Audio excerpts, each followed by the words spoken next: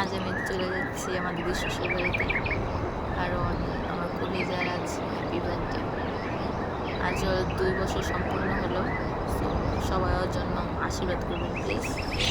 আর হ্যাঁ, আমার দিদির বাড়িতে যেতে হলে পদ্মা সেতু পার করতে হবে। আপনারা এখন পদ্মা সেতু দিয়ে গেছি, দেখুন পদ্মা সেতু পাশটা কি সুন্দর দেখা যাচ্ছে। তো খুবই ভালো লাগে দুই সাইডের পরিবেশগুলো দেখতে, অনেকটা সুন্দর দেখা যায়।